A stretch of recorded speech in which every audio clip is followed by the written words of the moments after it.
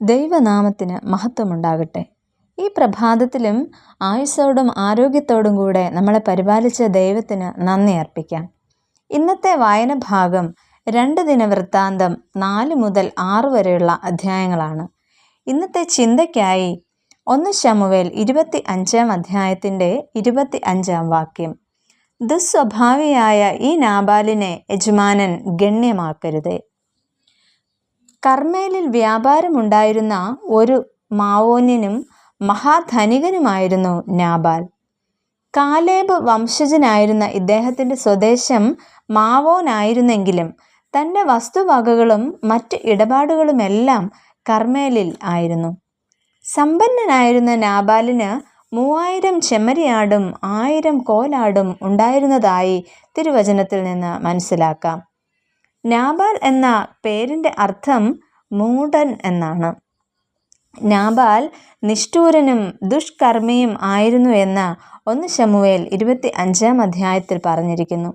ഈ പ്രഭാതത്തിൽ നാബാലിൻ്റെ ചില സ്വഭാവ സവിശേഷതകൾ നമുക്ക് ചിന്തിക്കാം.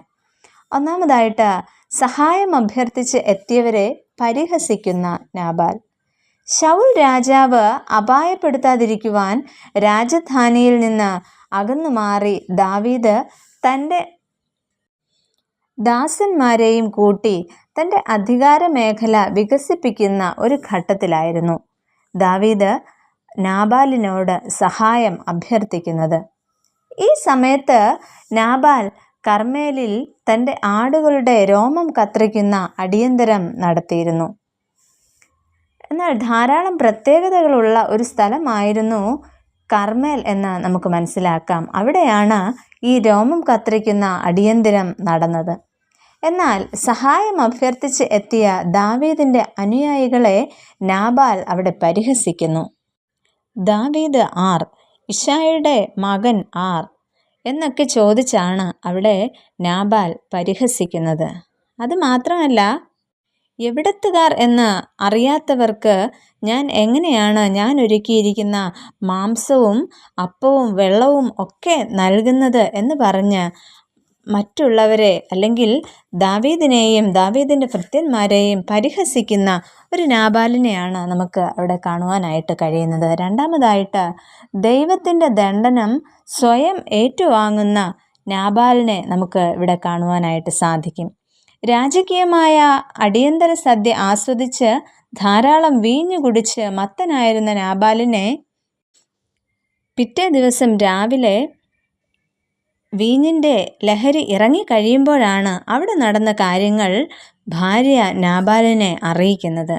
അപ്പോൾ അവൻ്റെ ഹൃദയം അവൻ്റെ ഉള്ളിൽ നിർജീവമായി അവൻ കല്ലിച്ചു പോയിരുന്നു എന്ന് തിരുവചനം നമ്മെ പഠിപ്പിക്കുന്നു.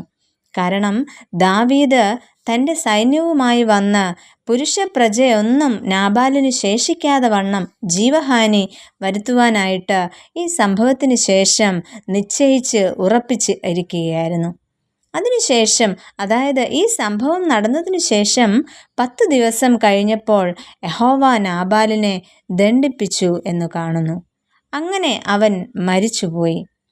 അധാർമികനായ ഒരു വ്യക്തി എന്നും മൂഢൻ എന്നോ ഭോഷൻ എന്നോ ഒക്കെ പേർ വിളിക്കാവുന്ന ഒരു സ്വഭാവക്കാരനായിരുന്നു നാബാൽ. അതിനാൽ ദൈവിക ശിക്ഷയ്ക്ക് കാരണക്കാരനായി.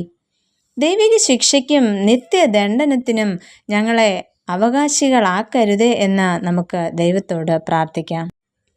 പ്രിയ കർത്താവേ, ഞങ്ങളെ ദൈവിക ശിക്ഷയ്ക്ക് കാരണക്കാരാക്കാതെ നിത്യജീവന് ഓഹരിക്കാരാക്കണമേ. ആമേൻ.